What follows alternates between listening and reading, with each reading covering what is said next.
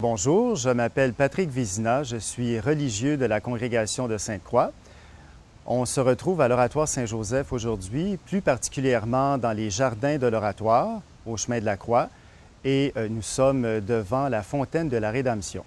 Les fonctions dans la communauté, elles sont nombreuses. Donc, une première, c'est vraiment pour la vie interne de la communauté, de la maison religieuse à laquelle j'appartiens. Je suis assistant supérieur.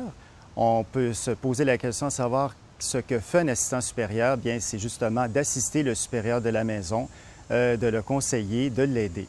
Après ça, je suis directeur de la pastorale des vocations dans la province canadienne de la congrégation de Sainte-Croix, c'est-à-dire de promouvoir les vocations dans la communauté et par la suite de rencontrer d'éventuels candidats, d'essayer de discerner avec eux l'appel que le Seigneur leur fait. Enfin, à l'Oratoire Saint-Joseph, je suis directeur des services liturgiques. C'est une fonction qui est assez importante étant donné le nombre de célébrations que nous avons à l'Oratoire Saint-Joseph, que ce soit les grandes fêtes, comme par exemple la fête de Saint-Joseph le 19 mars, les fêtes du Frère André. Alors, c'est un peu ce que je fais à l'Oratoire. Le programme est bien rempli. L'Oratoire fonctionne 365 jours par année. Plusieurs célébrations importantes ont lieu et ponctuent le cours de l'année. Alors, je pourrais dire que c'est cette fonction qui prend le plus de mon temps. La journée où il y a le plus de monde, je pourrais dire oui, c'est le 19 mars, où c'est la solennité de Saint-Joseph, époux de Marie. Alors, même si c'est en plein hiver, en tout cas vers la fin de l'hiver, il y a quand même plusieurs pèlerins qui viennent ici à l'Oratoire pour célébrer Saint-Joseph. L'élément déclencheur, pour moi, c'est le frère André. Le frère André, fondateur de l'Oratoire Saint-Joseph. C'est lui qui m'a interpellé, j'ai lu sa biographie et par la suite, j'ai demandé à en connaître davantage sur la congrégation de Sainte-Croix. J'ai communiqué avec la congrégation, on m'a répondu et j'ai poursuivi mon discernement. Et plus tard, bien, j'ai appris à connaître davantage le fondateur de la communauté et la spiritualité. Le frère André demeure une personnalité forte. C'est sûr qu'il y a encore quelques personnes qui l'ont connu, mais plusieurs personnes sont des parents plus ou moins proches ou éloignés du frère André.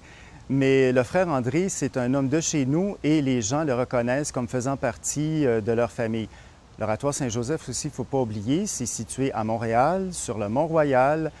C'est un lieu phare où les gens aiment se retrouver, que ce soit les pèlerins, mais aussi, il ne faut pas oublier les touristes qui viennent à l'Oratoire Saint-Joseph pour découvrir la beauté, la splendeur du lieu.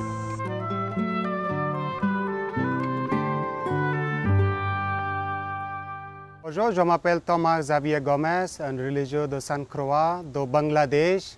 Moi, je suis né au Bangladesh, près de la ville de Dhaka. Donc, je suis rentré là-bas comme devenir un prêtre. Vous savez que chez nous, il y a beaucoup de Sainte-Croix qui commencent à travailler à partir de 1853. Donc, les Sainte-Croix sont très répandus au Bangladesh. Il y a beaucoup de séminaristes. Moi, je suis entré au séminaire pour devenir un père de Sainte-Croix. Pourquoi? Ça m'a attiré beaucoup par rapport aux Sainte-Croix, ce qu'ils faisaient là-bas, pour éduquer les gens, pour donner la foi, pour donner le témoignage devant tout le monde. Et aussi, j'avais attendu Saint Frère André, présentement, le fondateur, Père Basile Moreau. Ça m'a attiré beaucoup.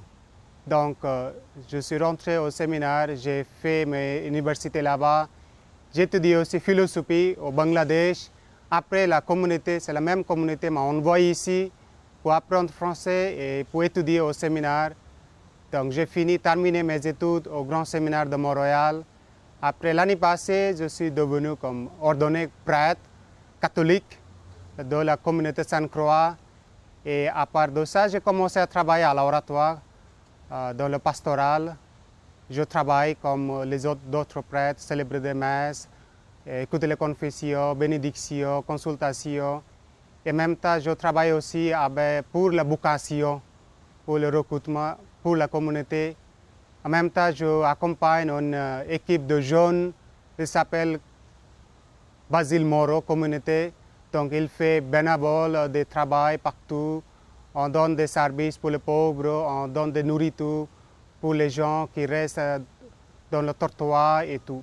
Bon, d'abord, j'aimerais parler de notre fondateur, Père Basile Moreau. Lui, il avait pensé qu'il va fonder quelque chose pour éduquer les gens. Parce que sans l'éducation, on perd notre bon sens comme autant qu'hommes et femmes, autant qu'humains. Donc, ça m'a attiré beaucoup. J'ai lu pas mal de sa vie et la spiritualité. Il passait 30 ans et tous les jours, toutes les nuits, en prière devant le Saint-Sacrement. Il restait dans un fauteuil. Il n'a jamais couché pendant 30 ans dans son lit.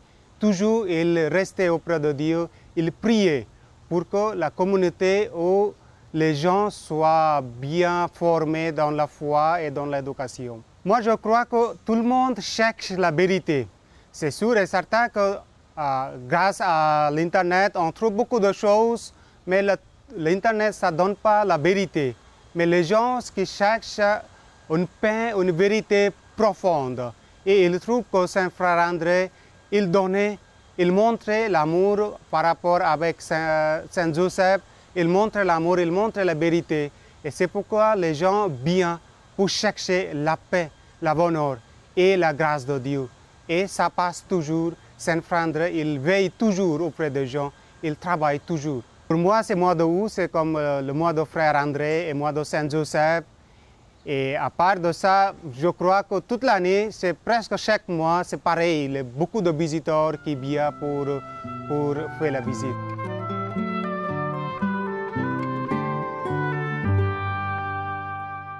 Bon, pour moi, la vie religieuse, c'est montrer un exemple, l'exemple véritable devant tout le monde, que l'Église, ce n'est pas seulement dirigeante, mais l'Église, c'est auprès des gens, auprès des peuples pour cheminer avec.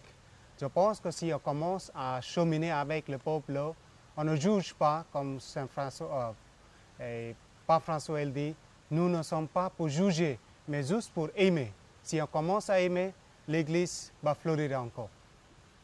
Moi, je pense qu'au fond, dans la foulée de ce que dit Thomas, la vie religieuse est toujours possible en 2014. C'est sûr qu'elle varie d'un pays à l'autre et même d'une province à l'autre. Mais moi, je suis convaincu qu'il y a encore des jeunes aujourd'hui qui sont interpellés et qui sûrement pourront suivre les pas du frère André, par exemple, ici, dans le cas de la congrégation de Sainte-Croix, et voire même de d'autres communautés religieuses qui se retrouvent à Montréal et au Québec. Il y a beaucoup de religieuses qui sont allés au Bangladesh comme missionnaires. Ils donnaient la même foi et nous, la communauté au Bangladesh, on préférait toujours pour fonder la communauté locale, l'église locale. C'est pourquoi, dès d'arriver le Sainte-Croix au Bangladesh, au Bengale, on commençait à travailler pour l'église locale. Et on commençait à recruter pour le Sainte-Croix, ça fait 80 ans ou quoi. Aujourd'hui, à peu près 100 ans de prêtres, plus que les frères et les sœurs aussi. On travaille fort, on prie fort aussi, on souhaite aussi que le Sainte-Croix soit fleuri partout au Bangladesh, ici ou ailleurs.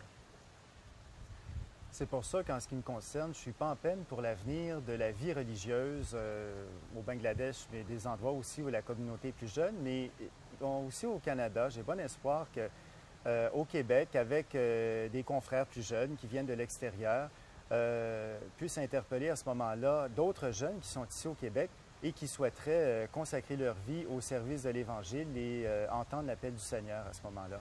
Donc, je suis confiant et avec la foi, j'espère que d'autres jeunes souhaiteront joindre les rangs de la congrégation de Sainte-Croix et, il ne faut pas oublier, d'autres communautés religieuses. Bon, moi, je souhaiterais pour les jeunes, pour tout le monde, pour chercher la vérité. En ce moment-là, dès qu'on commence à chercher la vérité, au lieu de laisser dans la noirceur, on cherche la vérité dans le soleil. Et si on reste dans la positivité, on trouve beaucoup de bonnes choses dans la vie. Et enfin, je dirais, la vie est belle, mais il faut chercher et vérifier et trouver la bonne chose pour vivre dans la bonne santé, dans la bonté et dans l'amour. Merci. Totalement d'accord avec Thomas. Oui, la vie est belle. C'est sûr qu'on pourrait peut-être se décourager en regardant l'actualité, mais il y a de belles et de bonnes choses qui se font dans le monde et que l'on soit religieux, religieuse ou laïque engagé, avec la foi. La vie est belle, je pense qu'on peut faire une différence et ça vaut la peine de continuer à annoncer l'Évangile et surtout à être des témoins de la bonne nouvelle du Seigneur, du Christ ressuscité.